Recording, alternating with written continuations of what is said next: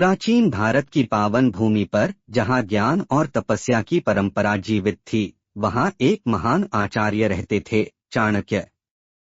वे केवल राजनीति और अर्थशास्त्र के ज्ञाता ही नहीं थे, बल्कि मनुष्य के मन को पढ़ने की अद्भुत क्षमता भी रखते थे। उन्हीं की नीति और मार्गदर्शन से चंद्रगुप्त मौर्य ने एक विशाल साम्राज्य की स्थापना की थी। लेकिन यह कथा साम्राज्य की नहीं, बल्कि एक मनुष्य के भीतर चल रहे युद्ध की है, क्रोध के विरुद्ध युद्ध की। तक्षशिला के गुरुकुल में अर्जुन नाम का एक शिष्य पढ़ता था। वह अत्यंत मेधावी था, तर्क में प्रखर और अध्ययन में अग्रणी। परंतु उसमें एक बड़ी कमी थी, उसका क्रोध। छोटी सी बात पर उसका चेहरा लाल हो जाता, आवाज ऊंची हो जाती और शब्द बाण बनकर निकलते। कई शिष्य उससे दूरी बनाए रखते थे। एक दिन अभ्यास के दौरान एक शिष्य से गलती से अर्जुन की पांडुलिपि पर स्याही गिर गई। अर्जुन तमतमा उठा। उसने उस शिष्य को धक्का दिया और अपमानजनक शब्द कहे। यह दृश्य दूर खड़े आचार्य चाणक्य देख रहे थे। उन्होंने अर्जुन को शांत स्वर में अपने कक्ष में बुलाया। पहला पाठ उबलता जल। कक्ष में पहुंचते ही अर्जुन ने सफाई दी। गुरुदेव, मेरी गलती नहीं थी। उसने मेरी कई दिनों की मेहनत नष्ट कर दी। चाणक्य ने कुछ नहीं कहा। उन्होंने एक पात्र में जल भरकर अग्नि पर रख दिया। कुछ समय बाद जल उबलने लगा। अर्जुन, इसमें अपना चेहरा देखो। अर्जुन ने देखा, पर उसे अपना प्रतिबिंब स्पष्ट नहीं दिखा। चाणक्य बोले, जब जल शांत था तब प्रतिबिंब स्पष्ट था, पर जब वह उबलने लगा तो सब धुंधला हो गया। क्रोध में मन भी ऐसा ही हो जाता है। उस समय बुद्धि काम नहीं करती। अर्जुन मौन हो गया। दूसरा पाठ वटवृक्ष का धैर्य। अगले दिन चाणक्य उसे वन में ले गए। वहां एक विशाल वटवृक्ष खड़ा था। देखो अर्जुन, चाणक्य बोले, इस वृक्ष पर कितने तूफान आए होंगे, फिर भी यह अडिग है। क्यों? अर्जुन ने कहा, क्योंकि इसकी जड़ें गहरी हैं। चाणक्य मुस्कुराए। जिस मनुष्य की बुद्धि और धैर्य की जड़ें गहरी होती हैं, वह परिस्थितियों के तूफान में भी नहीं गिरता। क्रोध वह तूफान है जो कमजोर जड़ों को उखाड़ देता है। तीसरा पाठ शब्दों का घा। कुछ समय बाद एक सैनिक गुरुकुल में संदेश लेकर आया। उसने अनजाने में अर्जुन की आलोचना कर दी। अर्जुन फिर क्रोधित होने लगा। चाणक्य ने पूछा, यदि कोई तुम्हें अपमान का उपहार दे और तुम उसे स्वीकार न करो तो वह किसके पास रहेगा? देने वाले के पास। अर्जुन ने उत्तर दिया। ठीक कहा। अपमान भी ऐसा ही है। यदि तुम उसे अपने भीतर स्थान नहीं देते तो वह तुम्हें चोट नहीं पहुंचा सकता। चौथा पाठ अग्नि का संतुलन। एक दिन चाणक्य ने अग्नि जलाई और बोले, अग्नि भोजन पकाती है, पर नियंत्रण से बाहर हो जाए तो सब जला देती है।